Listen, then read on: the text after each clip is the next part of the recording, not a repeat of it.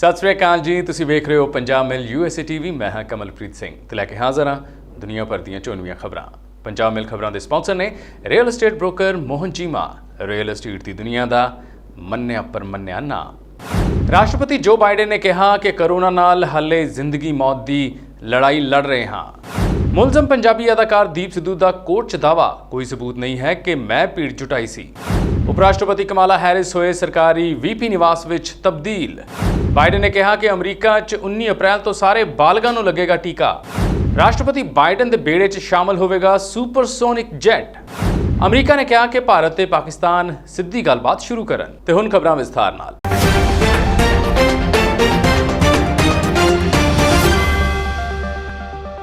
ਅਮਰੀਕੀ ਰਾਸ਼ਟਰਪਤੀ ਜੋ ਬਾਈਡਨ ਨੇ ਕਿਹਾ ਕਿ ਦੇਸ਼ ਹਾਲੇ ਵੀ ਕਰੋਨਾ ਨਾਲ ਜ਼ਿੰਦਗੀ ਤੇ ਮੌਤ ਦੀ ਜੰਗ ਲੜ ਰਿਹਾ ਹੈ। ਵਾਈਟ ਹਾਊਸ ਵਿੱਚ ਪੱਤਰਕਾਰਾਂ ਦੇ ਨਾਲ ਗੱਲ ਕਰਦਿਆਂ ਉਹਨਾਂ ਇਹ ਵੀ ਕਿਹਾ ਕਿ 19 ਅਪ੍ਰੈਲ ਤੋਂ ਦੇਸ਼ ਦਾ ਹਰੇਕ ਬਾਲਗ ਕਰੋਨਾ ਦਾ ਟੀਕਾ ਲਗਵਾ ਸਕੇਗਾ।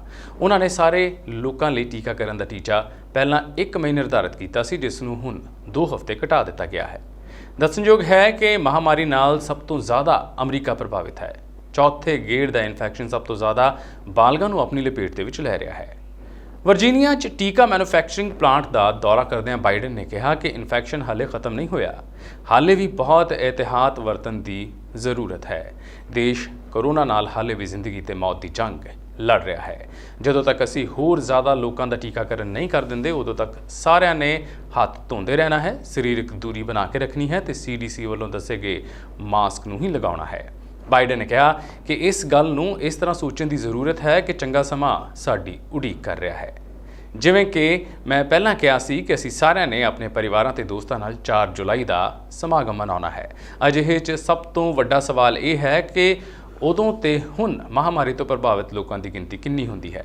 ਬਾਈਡਨ ਨੇ ਕਿਹਾ ਕਿ ਉਹਨਾਂ ਦੇ 75 ਦਿਨਾਂ ਦੇ ਕਾਰਜਕਾਲ ਦੌਰਾਨ ਵੈਕਸੀਨ ਦੀ 150 ਮਿਲੀਅਨ ਯਾਨੀ 1.5 ਕਰੋੜ ਖੁਰਾਕਾਂ ਨਾਗਰਿਕਾਂ ਨੂੰ ਦਿੱਤੀਆਂ ਗਈਆਂ ਹਨ। ਇਸ ਦੌਰਾਨ 75% ਸੀਨੀਅਰ ਨਾਗਰਿਕਾਂ ਨੂੰ ਵੈਕਸੀਨ ਦੀ ਘੱਟੋ-ਘੱਟ 1 ਖੁਰਾਕ ਜ਼ਰੂਰ ਦਿੱਤੀ ਗਈ। ਉਹਨਾਂ ਉਮੀਦ ਪ੍ਰਗਟਾਈ ਕਿ ਜਦੋਂ ਤੱਕ ਉਹ 100 ਦਿਨ ਦਾ ਕਾਰਜਕਾਲ ਪੂਰਾ ਕਰਨਗੇ, ਉਦੋਂ ਤੱਕ ਉਹ 200 ਮਿਲੀਅਨ ਯਾਨੀ 20 ਕਰੋੜ ਟੀਕਾਕਰਨ ਨੂੰ ਪੂਰਾ ਕਰ ਚੁੱਕੇ ਹੋਣਗੇ। ਕਿਸਾਨ ਟਰੈਕਟਰ ਪਰੇਡ ਦੌਰਾਨ 26 ਜਨਵਰੀ ਨੂੰ ਹੋਈ ਹਿੰਸਾ ਨੂੰ ਲੈ ਕੇ ਮੁਲਜ਼ਮ ਪੰਜਾਬੀ ਅਦਾਕਾਰ ਦੀਪ ਸਿੱਧੂ ਨੇ ਜ਼ਮਾਨਤ ਪਟੀਸ਼ਨ ਤੇ ਸੁਣਵਾਈ ਦੌਰਾਨ ਵੀਰਵਾਰ ਨੂੰ ਦਿੱਲੀ ਕੋਰਟ ਵਿੱਚ ਸਫਾਈ ਦਿੱਤੀ। ਲਾਲ ਕਿਲਾ ਹਿੰਸਾ 'ਚ ਮੁਲਜ਼ਮ ਦੀਪ ਸਿੱਧੂ ਦੇ ਵਕੀਲ ਨੇ ਕੋਰਟ ਵਿੱਚ ਕਿਹਾ ਕਿ ਉਸ ਖਿਲਾਫ ਕੋਈ ਸਬੂਤ ਨਹੀਂ ਹੈ ਜਿਸ ਤੋਂ ਪਤਾ ਲੱਗ ਸਕੇ ਕਿ ਉਸ ਨੇ ਹਿੰਸਾ ਲਈ ਲੋਕਾਂ ਨੂੰ ਭੜਕਾਇਆ। ਉਸ ਨੇ ਇਹ ਵੀ ਕਿਹਾ ਕਿ ਕਿਸਾਨ ਟਰੈਕਟਰ ਪਰੇਡ ਲਈ ਕਿਸਾਨ ਆਗੂਆਂ ਵੱਲੋਂ ਅਪੀਲ ਕੀਤੀ ਗਈ ਸੀ। ਦੀਪ ਸਿੱਧੂ ਤਾਂ ਕਿਸਾਨ ਯੂਨੀਅਨ ਦਾ ਮੈਂਬਰ ਹੀ ਨਹੀਂ ਹੈ। ਦੀਪ ਨੇ ਲਾਲ ਕਿਲੇ 'ਚ ਜਾਣ ਲਈ ਕੋਈ ਕਾਲ ਵੀ ਨਹੀਂ ਕੀਤੀ। ਕੋਰਟ ਦੇ ਸਾਹਮਣੇ ਦੀਪ ਸਿੱਧੂ ਨੇ ਆਪਣੇ ਵਕੀਲ ਰਾਹੀਂ ਕਿਹਾ ਕਿ ਉਸ ਨੇ ਦਿੱਲੀ 'ਚ ਹਿੰਸਾ ਦਾ ਇੱਕ ਵੀ ਕੰਮ ਨਹੀਂ ਕੀਤਾ। ਹਿੰਸਾ ਭੜਕਾਉਣ ਤੋਂ ਪਹਿਲਾਂ ਹੀ ਉਹ ਅੰਦੋਲਨ ਤੋਂ ਵੱਖ ਹੋ ਗਿਆ ਸੀ। ਦੀਪ ਸਿੱਧੂ ਦੀ ਜ਼ਮਾਨਤ ਤੇ ਹੁਣ ਸੋਮਵਾਰ ਨੂੰ ਸੁਣਵਾਈ ਹੋਵੇਗੀ। ਬੁੱਧਵਾਰ ਨੂੰ ਹਰਿਆਣਾ ਦੇ ਯਮੁਨਾ ਨਗਰ 'ਚ ਭਾਰਤੀ ਕਿਸਾਨ ਯੂਨੀਅਨ ਦੇ ਰਾਸ਼ਟਰੀ ਬੁਲਾਰੇ ਰਾਕੇਸ਼ ਟਕੈਤ ਨੇ ਕਿਹਾ ਕਿ 26 ਜਨਵਰੀ ਨੂੰ ਲਾਲ ਕਿਲੇ ਤੇ ਹੋਈ ਹਿੰਸਾ ਦੀ ਘਟਨਾ ਦੇ ਮੁਲਜ਼ਮ ਦੀਪ ਸਿੱਧੂ ਅੰਦੋਲਨਕਾਰੀਆਂ ਨਾਲ ਆਉਣਾ ਚਾਹੁੰਦੇ ਹਨ ਤਾਂ ਆ ਸਕਦੇ ਹਨ। ਇਸ ਵਿੱਚ ਕੋਈ ਬੁਰਾਈ ਨਹੀਂ ਹੈ। ਬੁੱਧਵਾਰ ਨੂੰ ਟਕੈਤ ਪੌਂਟਾ ਸਾਹਿਬ ਜਾਂਦੇ ਸਮੇਂ ਪੱਤਰਕਾਰਾਂ ਦੇ ਨਾਲ ਗੱਲਬਾਤ ਕਰ ਰਹੇ ਸਨ। ਉਹਨਾਂ ਕਿਹਾ ਕਿ ਸਰਕਾਰ ਜਦੋਂ ਤੱਕ ਖੇਤੀ ਕਾਨੂੰਨਾਂ ਨੂੰ ਵਾਪਸ ਨਹੀਂ ਲਵੇਗੀ, ਅੰਦੋਲਨ ਜਾਰੀ ਰਹੇਗਾ। ਕਿਸਾਨ ਕਿਸੇ ਵੀ ਹਾਲਾਤ ਵਿੱਚ ਪਿੱਛੇ ਨਹੀਂ ਹਟਣਗੇ। ਉਹਨਾਂ ਕਿਹਾ ਕਿ ਸਰਕਾਰ ਕਰੋਨਾ ਦੀ ਗੱਲ ਕਰ ਰਹੀ ਹੈ, ਪਰ ਕਿਸਾਨ ਸਰਕਾਰ ਦੀ ਗਾਈਡਲਾਈਨ ਦਾ ਪਾਲਣ ਕਰਦਿਆਂ ਅੰਦੋਲਨ ਜਾਰੀ ਰੱਖਣਗੇ। ਟਕੈਤ ਨੇ ਕਿਹਾ ਕਿ ਜਦੋਂ ਸਾਰੇ ਆਗੂ ਤੇ ਉਹਨਾਂ ਦੇ ਪਰਿਵਾਰ ਵੈਕਸੀਨ ਲਗਵਾ ਲੈਣਗੇ, ਉਸ ਤੋਂ ਬਾਅਦ ਟੀਕਾਕਰਨ ਬਾਰੇ ਸੋਚਿਆ ਜਾਵੇਗਾ। ਇੱਕ ਸਵਾਲ ਦੇ ਜਵਾਬ ਵਿੱਚ ਉਹਨਾਂ ਕਿਹਾ ਕਿ ਕਿਸਾਨਾਂ ਨੂੰ ਅਨਾਜ ਦੀ ਫਸਲ ਦੀ ਕਟਾਈ ਲਈ ਭੇਜਿਆ ਗਿਆ ਹੈ, ਜਿਵੇਂ ਸਰਕਾਰ ਨੇ ਆਗੂਆਂ ਨੂੰ ਬੰਗਾਲ ਚੋਣਾਂ 'ਚ ਭੇਜਿਆ ਹੋਇਆ ਹੈ। ਅਮਰੀਕਾ ਦੀ ਉਪ ਰਾਸ਼ਟਰਪਤੀ ਕਮਾਲਾ ਹੈਰਿਸ ਆਪਣੇ ਪਤੀ ਸਮੇਤ ਕਈ ਮਹੀਨਿਆਂ ਦੀ ਮੁਰੰਮਤ ਦੇ ਇੰਤਜ਼ਾਰ ਤੋਂ ਬਾਅਦ ਆਖਿਰਕਾਰ ਆਪਣੇ ਅਧਿਕਾਰਿਤ ਨਿਵਾਸ ਵਿੱਚ ਦਾਖਲ ਹੋਏ ਹਨ। ਸੂਤਰਾਂ ਅਨੁਸਾਰ ਡੈਮੋਕ੍ਰੇਟ ਕਮਾਲਾ ਹੈਰਿਸ ਆਪਣੇ ਪਤੀ ਡਗ ਐਮਹੌਫ ਦੇ ਨਾਲ ਮੰਗਲਵਾਰ ਰਾਤ ਨੂੰ ਨੰਬਰ 1 ਆਬਜ਼ਰਵੇਟਰੀ ਸਰਕਲ ਵਿੱਚ ਚਲੇ ਗਏ ਹਨ। ਹੈਰਿਸ ਹੁਣ ਆਬਜ਼ਰਵੇਟਰੀ ਦੇ ਮੈਦਾਨਾਂ ਵਿੱਚ 9150 ਵਰਗ ਫੁੱਟ ਘਰ ਵਿੱਚ ਰਹਿਣ ਵਾਲੀ 8ਵੀਂ ਉਪ ਰਾਸ਼ਟਰਪਤੀ ਹੈ। ਵਾਈਟ ਹਾਊਸ ਦੀ ਅਧਿਕਾਰਿਤ ਵੈਬਸਾਈਟ ਦੇ ਅਨੁਸਾਰ ਮਹਾਰਾਣੀ ਐਨ ਸਟਾਈਲ ਦਾ ਇਹ 6 ਬੈਡਰੂਮ ਵਾਲਾ ਘਰ US ਨੇਵਲ ਆਬਜ਼ਰਵੇਟਰੀ ਦੇ 72 ਏਕੜ ਦੇ ਮੈਦਾਨ ਵਿੱਚ 12 ਏਕੜ ਵਿੱਚ ਹੈ। ਇਸ ਨੂੰ ਸਭ ਤੋਂ ਪਹਿਲਾਂ 1974 ਵਿੱਚ ਉਪ ਰਾਸ਼ਟਰਪਤੀ ਦੀ ਸਰਕਾਰੀ ਰਿਹਾਇਸ਼ ਵਜੋਂ ਰੱਖਿਆ ਗਿਆ ਸੀ। ਅਗਲੇ 4 ਸਾਲਾਂ ਲਈ ਸਰਕਾਰ ਦੁਆਰਾ ਉਸ ਦੀ ਰਿਹਾਇਸ਼ ਲਈ ਅਦਾਇਗੀ ਕਰਨ ਦੇ ਨਾਲ ਹੈਰਿਸ ਹੁਣ ਆਪਣੀ ਵਾਸ਼ਿੰਗਟਨ ਦੀ ਰਿਹਾਇਸ਼ ਨੂੰ $1.995 ਮਿਲੀਅਨ ਵਿੱਚ ਵੇਚ ਰਹੀ ਹੈ। ਆਪਣੇ ਸਹੁੰ ਚੁੱਕ ਦਿਵਸ ਤੋਂ ਹੈਰਿਸ ਅਤੇ ਐਮਹੌਫ ਵਾਈਟ ਹਾਊਸ ਤੋਂ ਗਲੀ ਦੇ ਪਾਰ ਬਲੇਅਰ ਹਾਊਸ ਵਿੱਚ ਰਹਿ ਰਹੇ ਸਨ, ਕਿਉਂਕਿ ਅਧਿਕਾਰਿਤ ਉਪ ਰਾਸ਼ਟਰਪਤੀ ਨਿਵਾਸ ਦੀ ਮੁਰੰਮਤ ਦਾ ਕੰਮ ਚੱਲ ਰਿਹਾ ਸੀ। ਅਮਰੀਕੀ ਰਾਸ਼ਟਰਪਤੀ ਜੋ ਬਾਈਡਨ ਨੇ ਕਿਹਾ ਹੈ ਕਿ 19 ਅਪ੍ਰੈਲ ਤੋਂ ਦੇਸ਼ ਦਾ ਹਰ ਬਾਲਗ ਕੋਰੋਨਾ ਦਾ ਟੀਕਾ ਲਗਵਾ ਸਕੇਗਾ। ਉਹਨਾਂ ਨੇ ਸਾਰੇ ਲੋਕਾਂ ਲਈ ਟੀਕਾਕਰਨ ਦਾ ਟੀਚਾ ਪਹਿਲਾਂ 1 ਮਈ ਨਿਰਧਾਰਿਤ ਕੀਤਾ ਸੀ, ਜਿਸ ਨੂੰ ਹੁਣ 2 ਹਫ਼ਤੇ ਘਟਾ ਦਿੱਤਾ ਗਿਆ ਹੈ। ਦੱਸਣਯੋਗ ਹੈ ਕਿ ਮਹਾਮਾਰੀ ਨਾਲ ਸਭ ਤੋਂ ਜ਼ਿਆਦਾ ਪ੍ਰਭਾਵਿਤ ਅਮਰੀਕਾ ਹੈ। ਚੌਥੇ ਗੇੜ ਦਾ ਇਨਫੈਕਸ਼ਨ ਸਭ ਤੋਂ ਜ਼ਿਆਦਾ ਬਾਲਗਾਂ ਨੂੰ ਆਪਣੀ ਲਪੇਟ ਦੇ ਵਿੱਚ ਲੈ ਰਿਹਾ ਹੈ। ਬਾਈਡਨ ਨੇ ਵਾਈਟ ਹਾਊਸ ਵਿੱਚ ਕਿਹਾ ਕਿ 19 ਅਪ੍ਰੈਲ ਤੋਂ 18 ਸਾਲ ਤੇ ਉਸ ਤੋਂ ਜ਼ਿਆਦਾ ਉਮਰ ਦੇ ਹਰ ਬਾਲਗ ਨੂੰ ਟੀਕਾਕਰਨ ਦੇ ਯੋਗ ਮੰਨਿਆ ਜਾਵੇਗਾ। ਇਸ ਤੋਂ ਇਲਾਵਾ ਕੋਈ ਹੋਰ ਜ਼ਿਆਦਾ ਗੁੰਮਰਾਹ ਕਰਨ ਵਾਲੇ ਨਿਯਮ ਨਹੀਂ ਹਨ। ਰਾਸ਼ਟਰਪਤੀ ਨੇ 19 ਅਪ੍ਰੈਲ ਨੂੰ ਸਾਰੇ ਬਾਲਗਾਂ ਲਈ ਪਾਤਰਤਾ ਦਾ ਵਿਸਥਾਰ ਕਰਨ ਤੋਂ ਪਹਿਲਾਂ ਦੇਸ਼ ਭਰ ਦੇ ਸੀਨੀਅਰ ਨਾਗਰਿਕਾਂ ਨੂੰ ਟੀਕਾਕਰਨ ਕਰਵਾਉਣ ਦੀ ਵੀ ਅਪੀਲ ਕੀਤੀ। ਬਾਈਡਨ ਨੇ ਕਿਹਾ ਕਿ ਉਹਨਾਂ ਦੇ 75 ਦਿਨਾਂ ਦੇ ਦਫ਼ਤਰ ਦੌਰਾਨ ਵੈਕਸੀਨ ਦੀ 1.5 ਕਰੋੜ ਖੁਰਾਕਾਂ ਨਾਗਰਿਕਾਂ ਨੂੰ ਦਿੱਤੀਆਂ ਗਈਆਂ। ਇਸ ਦੌਰਾਨ 75% ਸੀਨੀਅਰ ਨਾਗਰਿਕਾਂ ਨੂੰ ਵੈਕਸੀਨ ਦੀ ਘੱਟੋ-ਘੱਟ 1 ਖੁਰਾਕ ਜ਼ਰੂਰ ਦਿੱਤੀ ਗਈ। ਦੀਪ ਸਿੱਧੂ ਦੀ ਜ਼ਮਾਨਤ ਤੇ ਅੱਜ ਫਿਰ ਕੋਈ ਫੈਸਲਾ ਨਹੀਂ ਆ ਸਕਿਆ। ਦੀਪ ਸਿੱਧੂ ਦੀ ਜ਼ਮਾਨਤ ਤੇ ਸੁਣਵਾਈ ਦੀ ਅਗਲੀ ਤਾਰੀਖ ਹੁਣ 12 ਅਪ੍ਰੈਲ ਪਾ ਦਿੱਤੀ ਗਈ ਹੈ। ਬਹਿਸ ਦੌਰਾਨ ਕੋਰਟ ਨੇ ਹੁਕਮ ਦਿੱਤੇ ਹਨ ਕਿ 26 ਜਨਵਰੀ ਤੋਂ ਪਹਿਲਾਂ 25 ਦੀ ਰਾਤ ਨੂੰ ਦੀਪ ਸਿੱਧੂ ਵੱਲੋਂ ਕਿਸਾਨ ਮੋਰਚੇ ਦੀ ਸਟੇਜ ਤੋਂ ਦਿੱਤੀ ਗਈ ਸਪੀਚ ਨੂੰ ਟਰਾਂਸਲੇਟ ਕਰਕੇ ਕੋਰਟ ਵਿੱਚ ਪੇਸ਼ ਕੀਤਾ ਜਾਏ ਅਤੇ ਉਸ ਤੋਂ ਬਾਅਦ ਦੀਪ ਸਿੱਧੂ ਦੀ ਜ਼ਮਾਨਤ ਤੇ ਕੋਈ ਫੈਸਲਾ ਲਿਆ ਜਾਵੇਗਾ।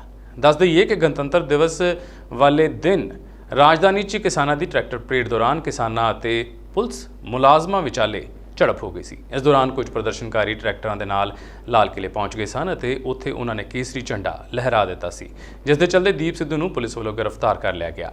ਦਿੱਲੀ ਪੁਲਿਸ ਵੱਲੋਂ ਦੀਪ ਸਿੱਧੂ ਨੂੰ 26 ਜਨਵਰੀ ਨੂੰ ਕਿਸਾਨ ਟਰੈਕਟਰ ਪਰੇਡ ਦੌਰਾਨ ਦਿੱਲੀ ਦੇ ਲਾਲ ਕਿਲੇ ਤੇ ਵਾਪਰੀ ਘਟਨਾ 'ਚ ਮੁੱਖ ਮੁਲਜ਼ਮ ਵਜੋਂ ਗ੍ਰਿਫਤਾਰ ਕੀਤਾ ਗਿਆ ਸੀ। ਦੀਪ ਸਿੱਧੂ ਤੇ ਵੱਖ-ਵੱਖ ਧਾਰਾਵਾਂ ਤਹਿਤ ਮਾਮਲਾ ਦਰਜ ਕੀਤਾ ਗਿਆ ਸੀ।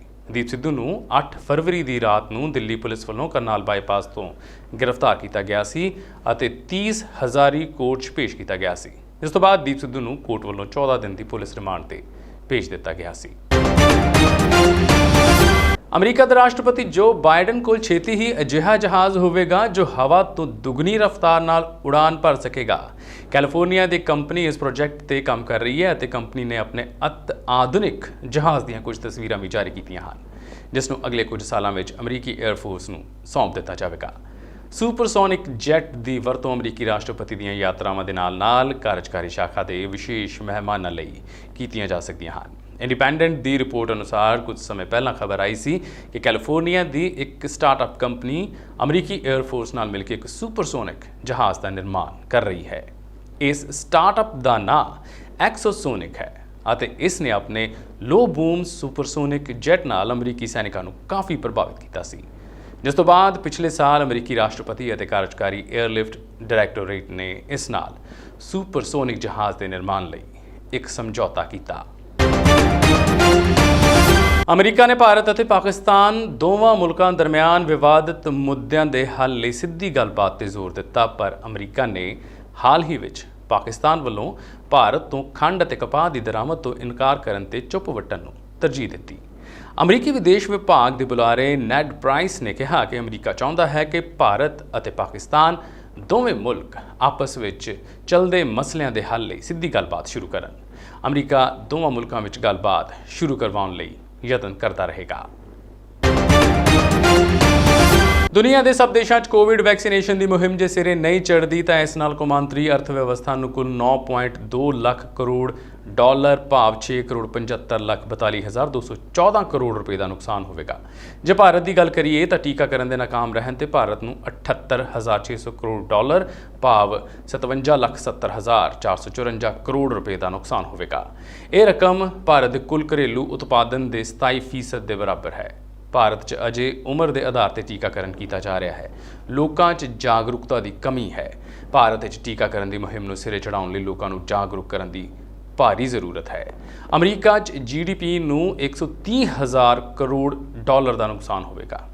ਇਸ ਗੱਲ ਦਾ ਖੁਲਾਸਾ ਕੌਮਾਂਤਰੀ ਸੰਗਠਨ ਆਕਸਫੇਮ ਨੇ ਕੀਤਾ ਹੈ। ਸੰਗਠਨ ਮੁਤਾਬਕ ਵੈਕਸੀਨੇਸ਼ਨ ਦੀ ਮੁਹਿੰਮ ਸਭ ਦੇਸ਼ਾਂ 'ਚ ਇੱਕੋ ਜਿਹੀ ਨਹੀਂ ਹੈ। ਕਿਤੇ ਅਮੀਰ ਦੇਸ਼ ਆਪਣੇ ਸਭ ਨਾਗਰਿਕਾਂ ਨੂੰ ਕੋਰੋਨਾ ਦੀ ਡੋਜ਼ ਮੁਹੱਈਆ ਕਰਵਾਉਣ ਵਿੱਚ ਸਮਰੱਥ ਹਨ ਤਾਂ ਕਿਤੇ ਗਰੀਬ ਦੇਸ਼ਾਂ ਦੇ ਨਾਗਰਿਕਾਂ ਨੂੰ ਇੱਕ ਡੋਜ਼ ਵੀ ਉਪਲਬਧ ਕਰਵਾਉਣੀ ਔਖੀ ਹੋ ਰਹੀ ਹੈ। ਆਕਸਫੇਮ ਦਾ ਕਹਿਣਾ ਹੈ ਕਿ ਅਮੀਰ ਦੇਸ਼ਾਂ ਨੂੰ ਕੌਮਾਂਤਰੀ ਅਰਥ ਵਿਵਸਥਾ 65,000 ਕਰੋੜ ਡਾਲਰ ਦੇ ਨਿਵੇਸ਼ ਲਈ ਸਹਿਮਤ ਹੋਣਾ ਚਾਹੀਦਾ ਹੈ। ਅਜਿਹਾ ਕਰਨ ਨਾਲ ਪਹਿਲਾਂ ਤੋਂ ਹੀ ਨੁਕਸਾਨ ਵਿੱਚ ਚੱਲ ਰਹੇ ਵਿਕਾਸਸ਼ੀਲ ਦੇਸ਼ਾਂ ਨੂੰ ਕੋਰੋਨਾ ਦੇ ਤਬਾਹਕੁਨ ਅਸਰ ਨਾਲ ਨਜਿੱਠਣ 'ਚ ਮਦਦ ਮਿਲੇਗੀ। ਇੰਟਰਨੈਸ਼ਨਲ ਚੈਂਬਰ ਆਫ ਕਾਮਰਸ ਮੁਤਾਬਕ ਸਮੁੱਚੀ ਦੁਨੀਆ ਦੇ ਦੇਸ਼ਾਂ 'ਚ ਟੀਕਾਕਰਨ ਦੇ ਫੇਲ ਹੋਣ ਦੀ ਹਾਲਤ 'ਚ ਅਮੀਰ ਦੇਸ਼ਾਂ ਨੂੰ ਔਸਤ ਪ੍ਰਤੀ ਵਿਅਕਤੀ $2,000 ਦਾ ਨੁਕਸਾਨ ਹੋ ਸਕਦਾ ਹੈ। ਭਾਰਤ ਵਿੱਚ ਕੋਰੋਨਾ ਵਾਇਰਸ ਦੇ ਵੱਧਦੇ ਮਾਮਲਿਆਂ ਨੇ ਹੁਣ ਪੂਰੀ ਦੁਨੀਆ ਨੂੰ ਚਿੰਤਾ ਵਿੱਚ ਪਾ ਦਿੱਤਾ ਹੈ। ਕੋਰੋਨਾ ਵਾਇਰਸ ਦੇ ਵੱਧਦੇ ਮਾਮਲਿਆਂ ਨੂੰ ਦੇਖਦੇ ਹੋਏ ਨਿਊਜ਼ੀਲੈਂਡ ਨੇ ਭਾਰਤ ਤੋਂ ਆਉਣ ਵਾਲੇ ਯਾਤਰੀਆਂ ਤੇ ਅਸਥਾਈ ਸਮੇਂ ਲਈ ਪਾਬੰਦੀ ਲਗਾ ਦਿੱਤੀ ਹੈ ਤੇ ਇਹ ਪਾਬੰਦੀ 11 ਅਪ੍ਰੈਲ ਤੋਂ ਪ੍ਰਭਾਵੀ ਹੋਵੇਗੀ ਤੇ ਆਗਾਮੀ 28 ਅਪ੍ਰੈਲ ਤੱਕ ਪ੍ਰਭਾਵੀ ਰਹੇਗੀ। ਨਿਊਜ਼ੀਲੈਂਡ ਦੀ ਪ੍ਰਧਾਨ ਮੰਤਰੀ ਜਸਿੰਡਾ ਅਰਡਨਰ ਨੇ ਵੀਰਵਾਰ ਨੂੰ ਇਸ ਸੰਬੰਧੀ ਐਲਾਨ ਕੀਤਾ। ਜਸਿੰਡਾ ਨੇ ਆਪਣੇ ਦੇਸ਼ ਦੇ ਨਾਗਰਿਕਾਂ ਤੇ ਵੀ ਭਾਰਤ ਤੋਂ ਆਉਣ ਤੇ ਰੋਕ ਲਗਾ ਦਿੱਤੀ। ਜਸਿੰਡਾ ਨੇ ਦੱਸਿਆ ਕਿ ਭਾਰਤ ਵਿੱਚ ਕੋਰੋਨਾ ਵਾਇਰਸ ਦੇ ਵੱਧਦੇ ਮਾਮਲਿਆਂ ਨੂੰ ਦੇਖਦੇ ਹੋਏ ਹਰ ਤਰ੍ਹਾਂ ਦੇ ਯਾਤਰੀਆਂ ਦੇ ਭਾਰਤ ਤੋਂ ਆਉਣ ਤੇ ਪਾਬੰਦੀ ਲਗਾ ਦਿੱਤੀ ਗਈ ਹੈ। ਭਾਰਤ ਵਿੱਚ ਕੋਰੋਨਾ ਵਾਇਰਸ ਦੇ ਮਾਮਲੇ ਵਧਣ ਤੋਂ ਹੁਣ ਵੈਕਸੀਨ ਦੀ ਦੁਨੀਆ ਭਰ ਵਿੱਚ ਸਪਲਾਈ ਤੇ ਵੀ ਸੰਕਟ ਛਾਇਆ ਹੋਇਆ ਹੈ। ਸਥਾਨਕ ਮੀਡੀਆ ਦੇ ਮੁਤਾਬਕ ਨਿਊਜ਼ੀਲੈਂਡ ਵਿੱਚ ਮਿਲੇ ਕੋਰੋਨਾ ਵਾਇਰਸ ਦੇ 23 ਨਵੇਂ ਮਾਮਲਿਆਂ ਵਿੱਚੋਂ 17 ਭਾਰਤ ਤੋਂ ਆਏ ਸਨ, ਜਿਸ ਦੇ ਬਾਅਦ ਇਹ ਫੈਸਲਾ ਲਿਆ ਗਿਆ ਹੈ। ਇਹ ਪਾਬੰਦੀ ਐਤਵਾਰ ਤੋਂ ਸ਼ੁਰੂ ਹੋਵੇਗੀ ਤੇ 28 ਅਪ੍ਰੈਲ ਤੱਕ ਰਹੇਗੀ। ਨਿਊਜ਼ੀਲੈਂਡ ਵਿੱਚ ਕੋਰੋਨਾ ਵਾਇਰਸ ਦੇ ਹੁਣ ਤੱਕ 2,531 ਮਾਮਲੇ ਦਰਜ ਕੀਤੇ ਗਏ ਹਨ। PM ਜਸਿੰਡਾ ਨੇ ਕਿਹਾ ਕਿ ਸਰਕਾਰ ਹੋਰ ਕੋਵਿਡ-19 ਹੌਟਸਪੌਟ ਦੇਸ਼ਾਂ ਤੋਂ ਆਏ ਲੋਕਾਂ ਤੇ ਨਜ਼ਰ ਬਣਾਏ ਹੋਏ ਹੈ। ਉਹਨਾਂ ਨੇ ਕਿਹਾ ਕਿ ਇਹ ਇੱਕ ਸਥਾਈ ਵਿਵਸਥਾ ਨਹੀਂ ਹੈ, ਸਗੋਂ ਇੱਕ ਅਸਥਾਈ ਉਪਾਅ ਹੈ ਜਿਸ ਨਾਲ ਕੋਰੋਨਾ ਦੇ ਮਾਮਲਿਆਂ ਨੂੰ ਘੱਟ ਕਰਨ ਦੇ ਵਿੱਚ ਮਦਦ ਮਿਲੇਗੀ। ਉੱਥੇ ਦੂਜੇ ਪਾਸੇ ਭਾਰਤ ਵਿੱਚ ਕੋਰੋਨਾ ਵਾਇਰਸ ਦੇ ਨਵੇਂ ਮਾਮਲਿਆਂ ਵਿੱਚ ਅਚਾਨਕ ਵਾਧਾ ਦੇਖਣ ਨੂੰ ਮਿਲ ਰਿਹਾ ਹੈ। ਦੇਸ਼ ਵਿੱਚ ਹੁਣ ਤੱਕ 1.28 ਕਰੋੜ ਮਾਮਲੇ ਸਾਹਮਣੇ ਆਏ ਹਨ। ਦੇਸ਼ ਦੇ ਐਕਟਿਵ ਮਾਮਲੇ 8,43,000 ਤੋਂ ਵੱਧ ਪਹੁੰਚ ਗਏ ਹਨ ਅਤੇ ਦੈਨਿਕ ਸਕਾਰਾਤਮਕਤਾ ਦਰ ਲਗਾਤਾਰ ਵਧ ਰਹੀ ਹੈ। ਵੱਧਦੇ ਮਾਮਲਿਆਂ ਨੂੰ ਵੇਖਦੇ ਹੋਏ PM ਮੋਦੀ ਵੀਰਵਾਰ ਨੂੰ ਸਾਰੇ ਰਾਜਾਂ ਦੇ ਮੁੱਖ ਮੰਤਰੀਆਂ ਨਾਲ ਬੈਠਕ ਕਰਨਗੇ। ਇੱਥੇ ਦੱਸ ਦਈਏ ਕਿ ਪੀੜਤਾਂ ਦੀ ਗਿਣਤੀ ਦੇ ਹਿਸਾਬ ਨਾਲ ਭਾਰਤ ਦੁਨੀਆ ਦਾ ਤੀਜਾ ਸਭ ਤੋਂ ਵੱਧ ਪ੍ਰਭਾਵਿਤ ਦੇਸ਼ ਹੈ। ਉੱਤਰ ਪ੍ਰਦੇਸ਼ ਦੇ ਸੰਸਦੀ ਕਾਰਜ ਰਾਜ ਮੰਤਰੀ ਅਨੰਤ ਸਵਰੂਪ ਸ਼ੁਕਲ ਨੇ ਦਾਅਵਾ ਕੀਤਾ ਹੈ ਕਿ ਬਾਹੂਬਲੀ ਵਿਧਾਇਕ ਮੁਖਤਾਰ ਅੰਸਾਰੀ ਨੂੰ ਪੰਜਾਬ ਤੋਂ ਲਿਆਉਣ ਮਗਰੋਂ ਯੋਗੀ ਸਰਕਾਰ ਹੁਣ ਮਾਫੀਆ ਅਤੇ ਸਾਬਕਾ ਸੰਸਦ ਮੈਂਬਰ ਅਤੀਕ ਅਹਿਮਦ ਨੂੰ ਗੁਜਰਾਤ ਤੋਂ ਉੱਤਰ ਪ੍ਰਦੇਸ਼ ਲਿਆਵੇਗੀ। ਸ਼ੁਕਲ ਨੇ ਵੀਰਵਾਰ ਨੂੰ ਇੱਥੇ ਪੱਤਰਕਾਰਾਂ ਦੇ ਨਾਲ ਗੱਲਬਾਤ ਕਰਦਿਆਂ ਦੱਸਿਆ ਕਿ ਬਾਹੂਬਲੀ ਵਿਧਾਇਕ ਮੁਖਤਾਰ ਅੰਸਾਰੀ ਨੂੰ ਪੰਜਾਬ ਸਰਕਾਰ ਦੀਆਂ ਸਾਰੀਆਂ ਚਾਲਾਂ ਦੇ ਬਾਵਜੂਦ ਯੋਗੀ ਸਰਕਾਰ ਉੱਤਰ ਪ੍ਰਦੇਸ਼ ਲਿਆਉਣ ਦੇ ਵਿੱਚ ਸਫਲ ਹੋ ਗਈ ਹੈ। ਅੰਸਾਰੀ ਤੋਂ ਬਾਅਦ ਹੁਣ ਮਾਫੀਆ ਸਾਬਕਾ ਸੰਸਦ ਮੈਂਬਰ ਅਤੀਕ ਅਹਿਮਦ ਲਈ ਕੋਸ਼ਿਸ਼ਾਂ ਤੇਜ਼ ਹੋਣਗੀਆਂ। ਅਤੀਕ ਅਜੇ ਗੁਜਰਾਤ ਦੀ ਜੇਲ੍ਹ ਵਿੱਚ ਬੰਦ ਹੈ। ਉਸ ਦਾ ਸਮਾਂ ਵੀ ਹੁਣ ਨਿਸ਼ਚਿਤ ਰੂਪ ਨਾਲ ਆਵੇਗਾ। ਉਸ ਨੇ ਉੱਤਰ ਪ੍ਰਦੇਸ਼ ਦੇ ਲੋਕਾਂ ਨੂੰ ਪਰੇਸ਼ਾਨ ਕੀਤਾ ਹੈ। ਲੋਕ ਅਜਿਹੇ ਅਪਰਾਧੀਆਂ ਨੂੰ ਸਜ਼ਾ ਦਿਵਾਉਣਾ ਚਾਹੁੰਦੇ ਹਨ। ਸ਼ੁਕਲ ਨੇ ਕਿਹਾ ਕਿ ਉੱਤਰ ਪ੍ਰਦੇਸ਼ ਸਰਕਾਰ ਦੀ ਜ਼ਿੰਮੇਵਾਰੀ ਹੈ ਕਿ ਅਜਿਹੇ ਅਪਰਾਧੀਆਂ ਨੂੰ ਪ੍ਰਦੇਸ਼ ਵਿੱਚ ਲਿਆ ਕੇ ਅਦਾਲਤ ਜ਼ਰੀਏ ਸਜ਼ਾ ਦਿਵਾਈ ਜਾਵੇ। ਜ਼ਿਕਰਯੋਗ ਹੈ ਕਿ ਫਿਰੌਤੀ ਮੰਗਣ ਦੇ ਇੱਕ ਮਾਮਲੇ ਵਿੱਚ ਪੰਜਾਬ ਦੀ ਰੋਪੜ ਜੇਲ੍ਹ ਵਿੱਚ ਕਰੀਬ 2 ਸਾਲਾਂ ਤੋਂ ਬੰਦ ਰਹੇ ਮਾਓ ਤੋਂ ਬਸਪਾ ਵਿਧਾਇਕ ਮੁਖਤਾਰ ਅੰਸਾਰੀ ਨੂੰ ਬੁੱਧਵਾਰ ਉੱਤਰ ਪ੍ਰਦੇਸ਼ ਦੀ ਬਾਂਦਾ ਜੇਲ੍ਹ ਵਿੱਚ ਲਿਆਂਦਾ ਗਿਆ। ਸਾਬਕਾ ਸੰਸਦ ਮੈਂਬਰ ਅਤੀਕ ਅਹਿਮਦ ਵੀ ਮੁਖਤਾਰ ਵਾਂਗ ਹੀ ਅਪਰਾਧਕ ਅਕਸ ਵਾਲਾ ਹੈ। ਬੀਤੇ ਦਿਨ ਅਮਰੀਕਾ ਦੇ ਸੂਬੇ ਇਲੀਨੋਇਸ 'ਚ ਅਮਰੀਕਾ ਦੇ ਸੂਬੇ ਕੈਲੀਫੋਰਨੀਆ ਨਾਲ ਸੰਬੰਧਿਤ ਇੱਕ ਭਾਰਤੀ ਮੂਲ ਦੇ 44 ਸਾਲਾ ਟਰੱਕ ਡਰਾਈਵਰ ਕੁਲਵਿੰਦਰ ਸਿੰਘ ਦੀ ਇੱਕ ਟਰੱਕ ਸਟਾਪ ਤੇ ਮੌਤ ਹੋ ਜਾਣ ਦੀ ਖਬਰ ਸਾਹਮਣੇ ਆਈ ਹੈ। ਅਮਰੀਕਾ ਦੇ ਸੂਬੇ ਇਲੀਨੋਇਸ ਦੀ ਹੈਨਰੀ ਕਾਉਂਟੀ ਕੋਰੋਨਰ ਮੈਲਿਸਾ ਵਾਟਕਿੰਸ ਨੇ ਇਹ ਪੁਸ਼ਟੀ ਕੀਤੀ ਹੈ ਕਿ 44 ਸਾਲਾ ਟਰੱਕ ਡਰਾਈਵਰ ਕੁਲਵਿੰਦਰ ਸਿੰਘ ਦੀ ਲਾਸ਼ ਸੋਮਵਾਰ ਨੂੰ ਇਲੀਨੋਇਸ ਸੂਬੇ ਦੇ ਸ਼ਹਿਰ ਐਟਕਿੰਸ ਵਿਖੇ ਲਵਸ ਟਰੈਵਲ ਸਟਾਪ ਤੋਂ ਮਿਲੀ ਹੈ।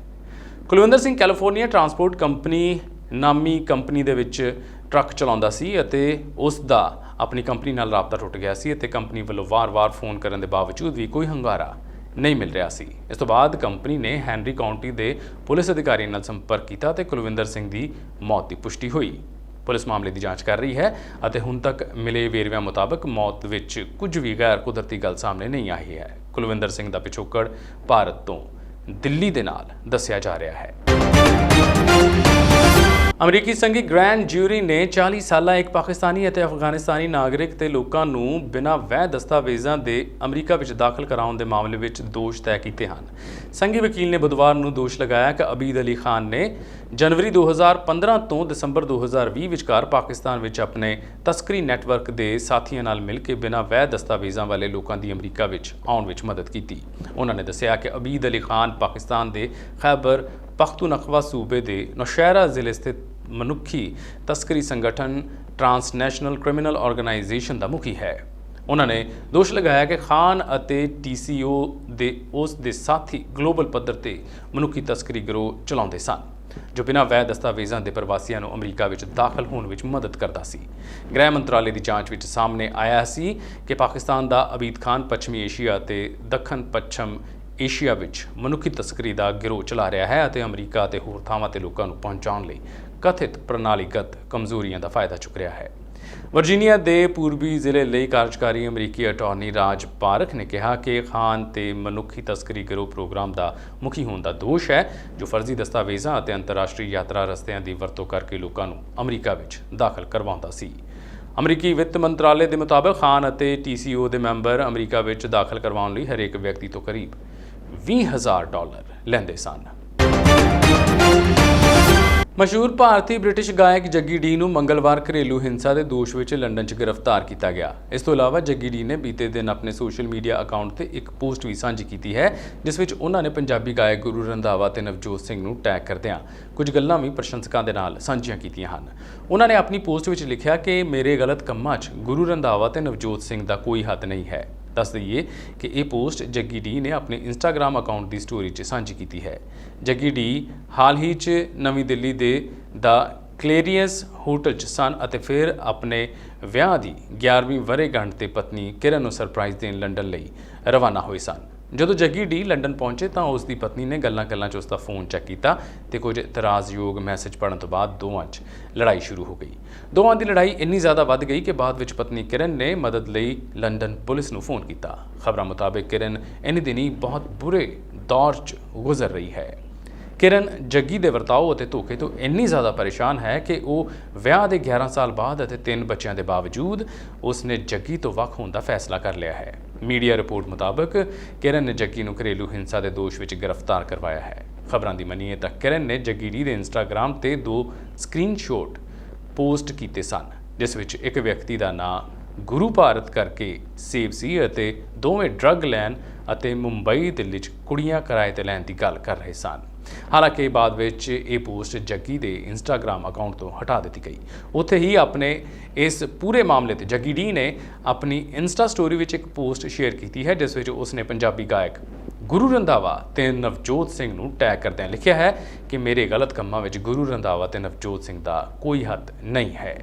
ਜੱਗੀ ਡੀ 14 ਸਾਲ ਦੀ ਉਮਰ ਤੋਂ ਪਰਫਾਰਮ ਕਰ ਰਿਹਾ ਹੈ। ਮੈਡੋਨਾ, ਰਿਕੀ ਮਾਰਟਿਨ, ਮੈਰੀ ਜੇ ਬਲਿਜ ਅਤੇ ਕ੍ਰੇਗ ਡੇਵਿਡ ਵਰਗੇ ਦਿੱਗਜ ਸੰਗੀਤ ਕਲਾਕਾਰਾਂ ਦੇ ਨਾਲ ਗੀਤਾਂ 'ਚ ਨਜ਼ਰ ਵੀ ਆ ਚੁੱਕਿਆ ਹੈ।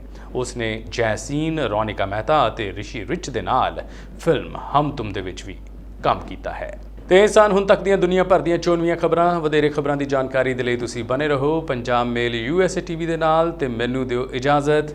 ਧੰਨਵਾਦ।